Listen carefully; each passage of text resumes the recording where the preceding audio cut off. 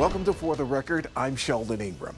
And this morning we return to East Palestine. 1 year ago, that small village in Ohio, shaken and uprooted by a Norfolk Southern train derailment. Residents in and around East Palestine say their health is still negatively impacted. And we took their concerns and questions to the Federal Environmental Protection Agency. February 3rd, 2023, Norfolk Southern tanker cars go off the tracks in East Palestine, Ohio. A community evacuated. Days later, a decision made that many continue to question. A controlled burn of those cars. A year later, the cleanup at the derailment site continues. And we have removed the contaminated soil, more than 170,000 tons of soil off-site. We've removed millions of gallons of contaminated water and treated wastewater. We're questioning the Environmental Protection Agency about ongoing concerns about contamination. Those concerns also over the border in Beaver County, Pennsylvania. I understand that the accident occurred in East Palestine, but Beaver County was just as affected by the burn-off, if you will. One-on-one with the county's Director of Emergency Services to find out how those residents are moving forward and the impact on the health of those in the community for years to come. My hair started to break off and fall out when I brushed it. I lost most of the hair on the back of my head. Two women talk about their health post-derailment and their continued calls for answers and accountability. Almost immediately after the derailment, health officials began testing the air for chemicals released during the controlled burn. So now the EPA shared an update on where things stand on monitoring the immediate and surrounding area. Where are we now in terms of identifying the threats to the environment in the multiple studies and testings that you guys have conducted? We've been monitoring the air since hours after the derailment. And since then, we have removed the contaminated soil, more than 170,000 tons of soil off-site. We've removed millions of gallons of contaminated water and treated wastewater. And we're way past the response part of the treatment, but now into remediation and finishing the removal. What areas did your testing include? Well, we've tested where the derailment occurred, where there was contaminated water that flowed into the nearby creeks, and we've tested soil in a wide spread where we think the plume from this vent and burn to take care of the vinyl chloride occurred. We had extensive soil sampling and private well sampling in an area much broader than the immediate derailment. So in your sampling of the air, the water, the soil, did you find concerning degrees of contamination? Only at the immediate derailment site, which was protected and contained. In other words, no one who wasn't part of the response from EPA or Ohio EPA or Norfolk Southern and our contractors was at the site of the derailment. There were first responders, of course. But out in the community, we have not detected any concerning levels of air, water, or soil contamination.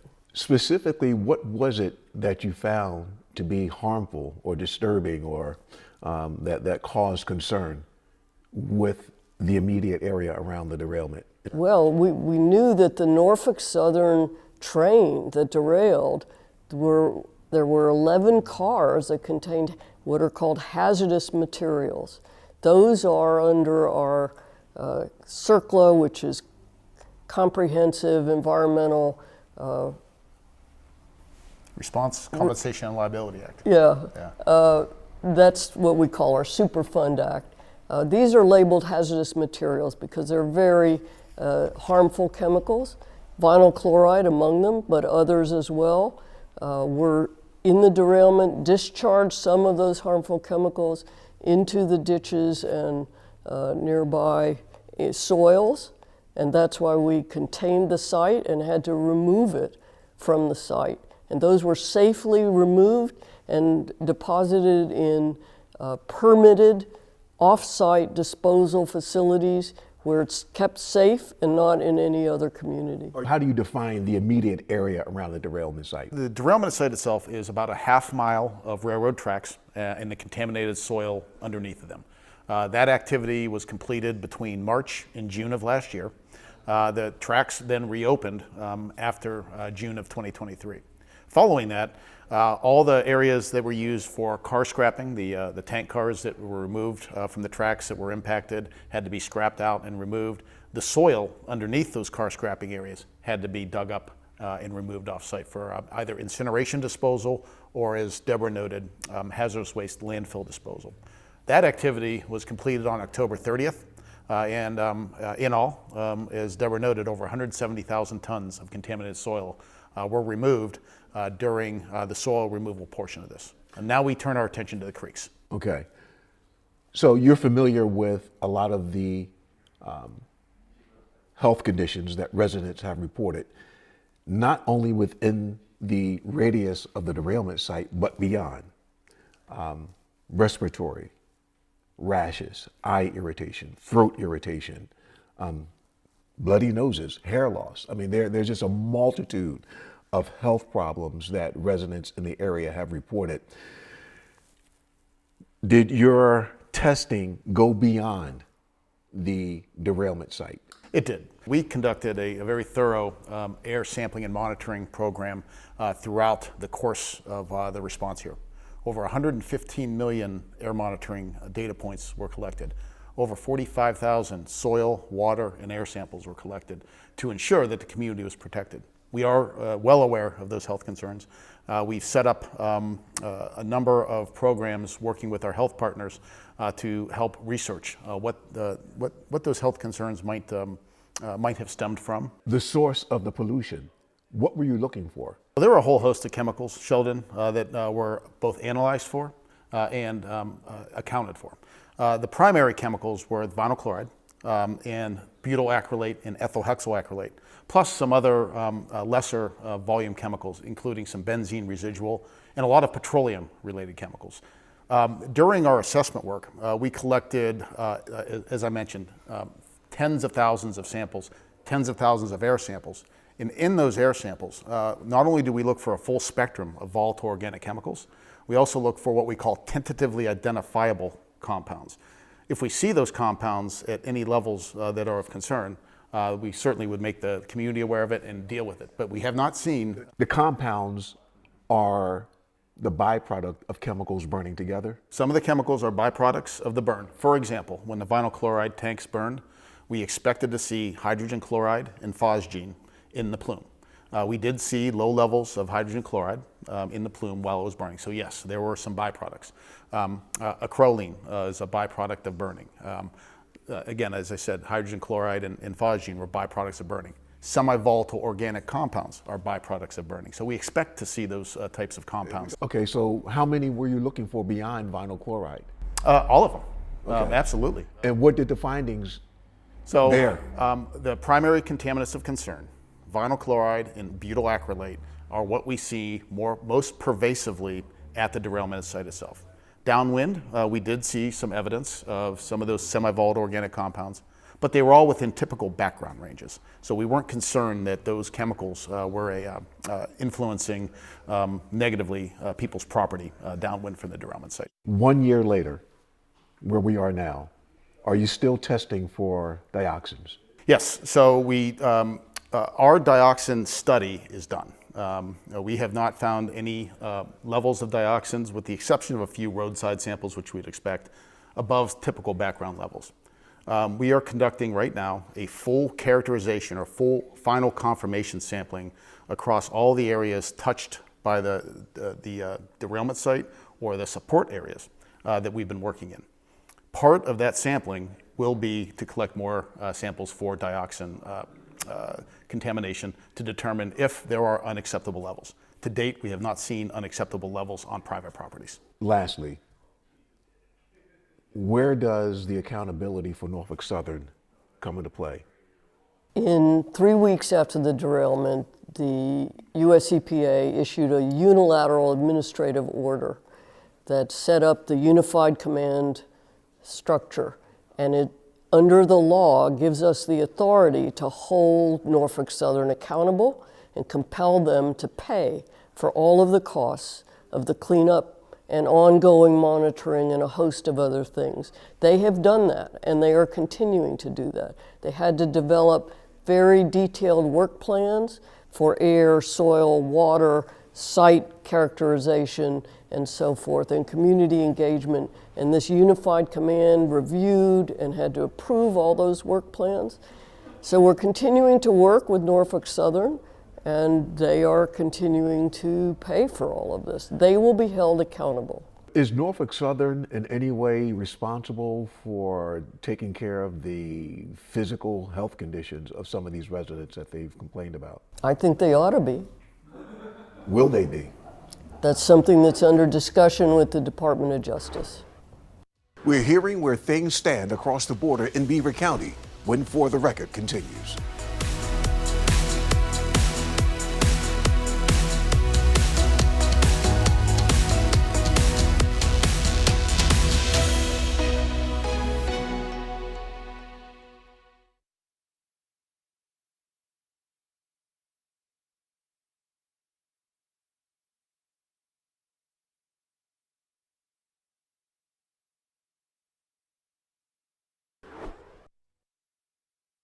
Welcome back to For the Record. East Palestine is right over the border from Beaver County, and people who live there also felt the derailment's impact.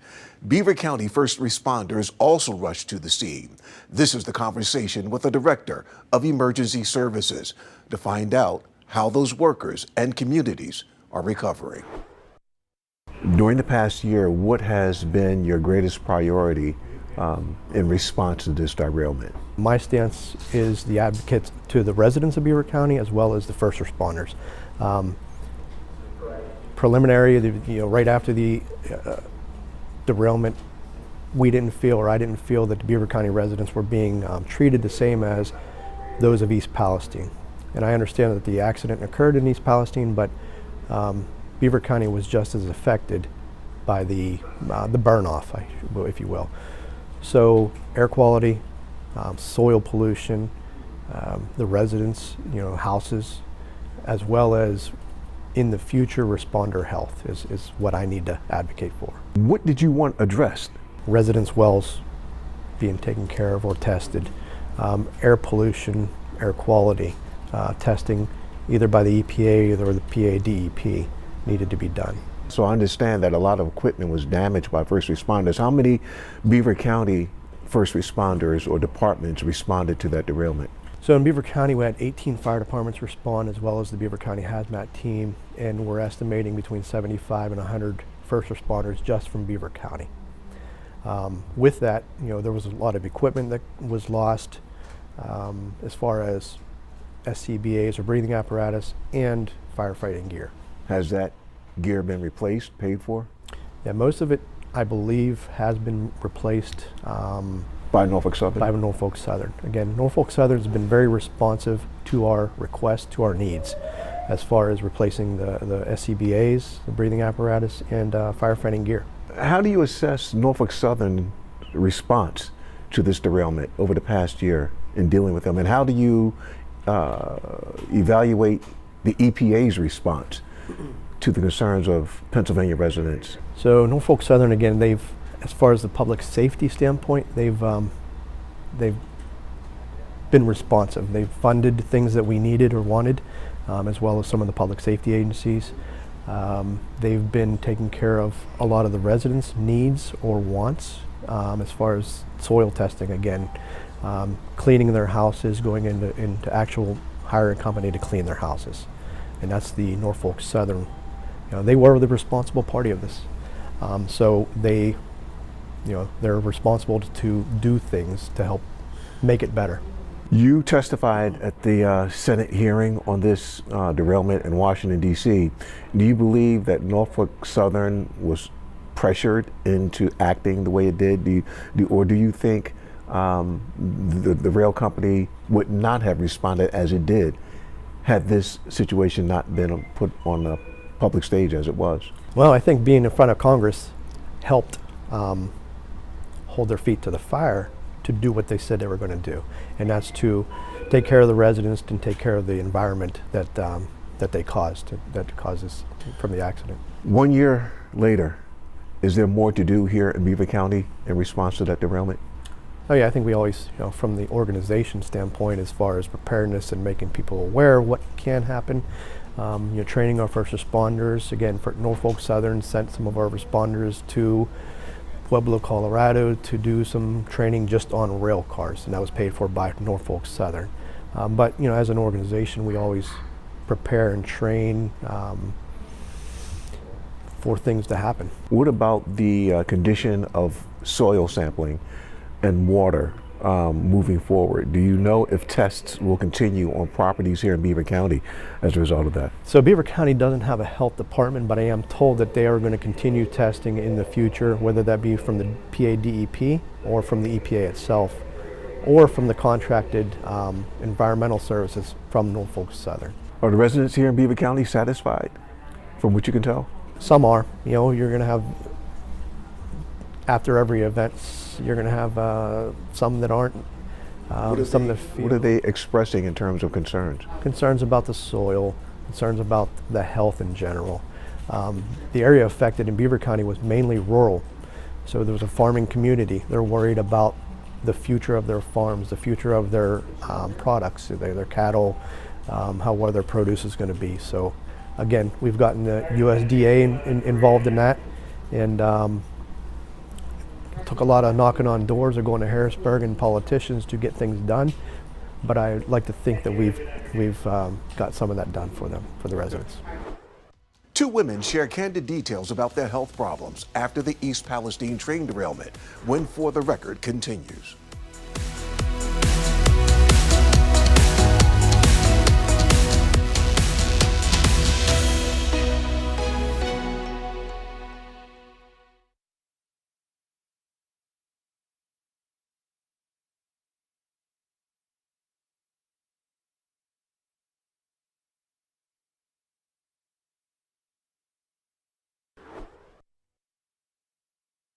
Welcome back to For the Record. Health concerns go beyond the borders of the small Ohio town. People in neighboring communities also saw negative impacts.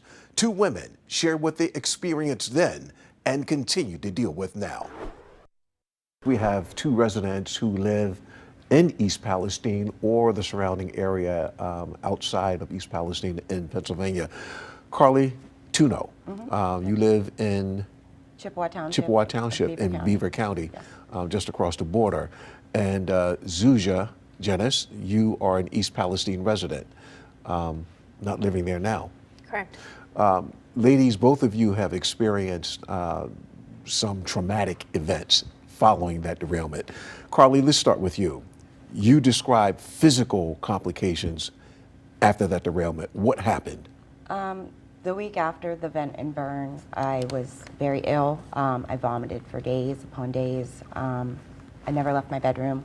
The Friday when I went to leave my bedroom and I was dumping out the bucket I was vomiting in, I noticed there was a sheen on top of the bile that I had thrown up.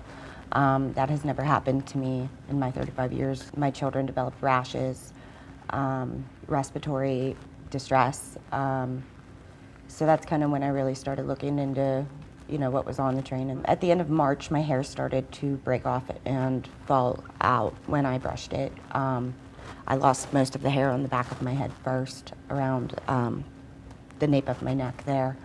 Then I let the EPA know that. I let my representatives know that. I made doctor's appointments. And I had my hormones tested and things like that, and all my tests came back normal. And then finally I went to a dermatologist. I was diagnosed with non-scarring alopecia, but I should be hopeful that my hair will grow back. Did they make any correlation between your hair loss and the event of the controlled burn? No.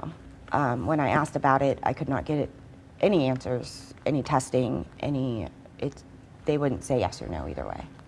Zuzia, what happened in your situation? So my son and I both got sick the night of the derailment before any kind of mandatory evacuations took place. It was about 5 hours after the actual derailment on February 3rd. We got very sick. My son woke up from a sleep, vomiting, gasping for air. There was a strong odor in our house. It made me very sick. I had nausea as well, very strong headache, numbness in my lips and my tongue, burning eyes, nose, mouth. Yeah, so we evacuated that night, and then after the fact, my son developed some rashes. His allergist can't explain it, his doctor can't explain it. I've had to ask his doctor and my own doctor for just a blood test, a basic panel, just to keep monitoring it, because they didn't suggest anything, and they won't refer us to toxicology either. 1 year after the derailment, you still have not been able to return your home. No, I actually ended up getting out of my lease because I rent, and I was paying for a lease in a home I couldn't live in. For many months, I decided to get out of my lease. At this point, I'm basically homeless, just living in a hotel. The EPA, they've used different testing standards for the homes to say that there have been they haven't detected any severe levels of volatile chemical compounds. Do you trust the EPA methodology in testing at all, either of you? No. You do not, Carly. Why? They're not testing for the right substances. They're not using the right equipment. They just come up with excuses every time. You know, they won't test indoor air in East Palestine in the homes because of other chemicals in the homes that could have been there from before the derailment. Out of fairness to the EPA, they said that they've tested for at least 70 volatile compounds, and you're still saying that's not adequate. Right. Yeah, they're not testing for any, chlorinated dioxins. They refuse to give lab reports. With the labs that ran them, whoever works at those labs, it should have their name on it. Things like that. There's a protocol that should be followed. It took months for them for the EPA to even agree to test for dioxins, and they're not testing it in individual homes at all. I had independent researchers and independent universities come in and do a dioxin wipe, and they found chemical contamination. They found these dioxins. The EPA won't come in and do another air test, even after the EPA themselves admitted that those walk-through air tests that they did on only some of the homes was not sufficient, particularly for butyl acrylate, and nothing changed. But they attributed the smell in my home to the butyl acrylate. They did a walk-through test that is not a thorough test. It's not, I take a sample to the lab and analyze it. It's none of that. It's a 10-minute walkthrough. They did that in my home, told me nothing was there, although the chemical smell in my home was not there before. Those symptoms were not there before. I was crying, and then they had a manager come through and admitted to a smoky smell, which was distinctly chemical to me. It was very sour, pungent kind of smell. But they didn't write that on my report. They just wrote no odors, and nothing was found. That was the other question that still isn't answered. Who gave the okay to light all of them, to dump and burn all of them? You know what I mean? Only one of them was at risk of blowing up, but they drained and burned all of them. Well, the reports in the NTSB report show that they actually didn't need to burn any of them because the temperature was going down in the one tank. Yeah. But then they poured it into an open ditch, and I don't know how it was at risk of explosion at that point. The EPA came out with a plume map that showed PA was heavily affected, and there's been no update since. No recommendations for testing. I had to get independent research to get my son's grandmother's house tested because the departments in Ohio and PA are not responding accurately. Especially like looking at what the EPA released for the plume map too. Like I am just so. And they stated that there was hydrogen chloride in the plume, which that was actually released in a public EPA meeting with Mark Durno. He I know at least at one point he did say we were exposed to hydrochloric acid, and there was just like a shrug of the shoulders. Oh well, I guess good luck. Right. It's been wild, the neglected areas. Durno and the federal EPA also told us that the water is a concern in the future, in 10 years from now. Not right now, which when he gets on TV in the panels, that's all he talks about is how great it is right now, but he fails to mention what he releases behind closed doors. And the well testing, like testing it all of a sudden now, that's like taking chicken out of the fridge and testing it for salmonella, and then 3 days later saying, oh, it's safe, and then cooking it after it's been sitting out. I mean, the wells being tested now is They need to be tested. There's no plan to test them. There's no Again. long-term monitoring for anything in our Right, bodies absolutely or in not. our Yep. environments. Like they're taking down air monitoring in East Palestine still, but they refuse to test inside where we live. I had a group of the EPA and contractors with Norfolk came out a second time, finally months and months later, and they tested outside. I don't live outside. Who should be held accountable? Norfolk Southern and Norfolk the EPA. Southern and the EPA? Absolutely. Do you think anything will come of that in terms of accountability and the welfare of you and your families? I'm not very hopeful at this point. I'm still without any answers a year later. So absolutely not. I felt like if they could have done something, they should have done it a long time ago. And they still can. They can still turn it around at this point. If you have a topic you'd like us to discuss, send us an email to news@wtae.com. You can also rewatch this episode or any episode with the Very Local app on your smartphone, tablet, or smart TV. Thank you for joining us and have a good week.